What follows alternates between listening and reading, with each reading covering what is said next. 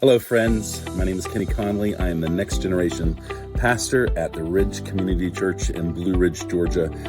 And today is day 48 in my 90-day challenge of recruiting 50 volunteers over the course of 90 days. This week, we've been talking about volunteer onboarding, specifically in the area of volunteer training.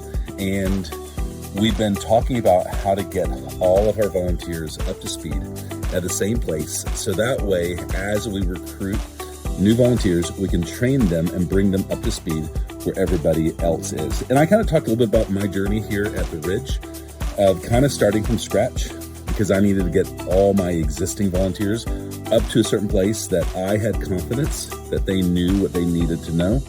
And now we're at a place where I've trained most of my volunteers, and I still have some additional volunteers that I need to take through training. And now, as we recruit new volunteers, we need a way that we can bring them up to speed as well.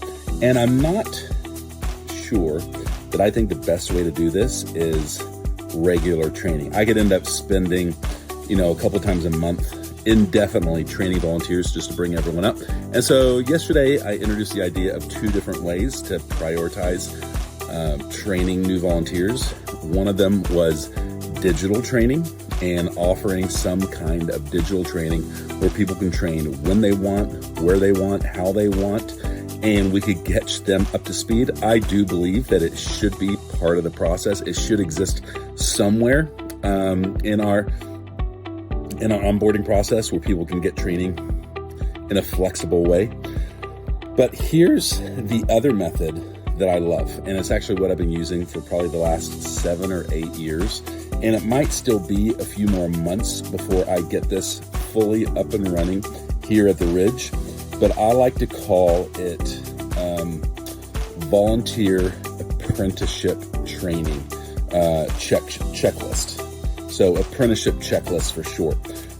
Basically, and I grabbed this idea from a great church in Atlanta many years ago. And when I saw it, I told them I am going to take this and I'm going to use it. And I'm going to tell other people how to use it as well. And they gave their permission for that. But basically, here's the process. Here's what it looks like. When a newly recruited volunteer, they get screened and they get cleared to come in on a Sunday to observe, you create a 2 to 3 week observation process. 2 weeks is great for this process. And they have a checklist, basically a one sheet page of paper that has 10, 15, 20 items that need to be checked off of what they experienced that Sunday. And then the next week when they come in, whether it's the very next week or 2 weeks later, they flip that piece of paper over, and there's another checklist of 10, 15, 20 items of things they need to experience and learn while they're there, showing them everything that they need to know as a volunteer.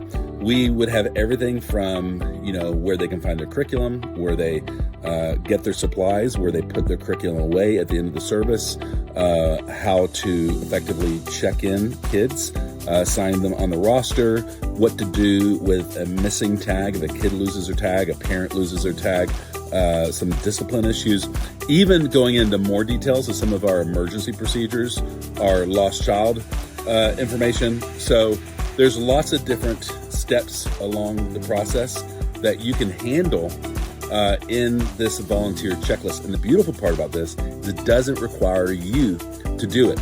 As long as you have a solid volunteer that you trust, I would even say maybe a strong coach that can lead this process, then a new volunteer can simply be assigned to come to a service, to show up at a certain time and a place and meet their coach or meet this volunteer.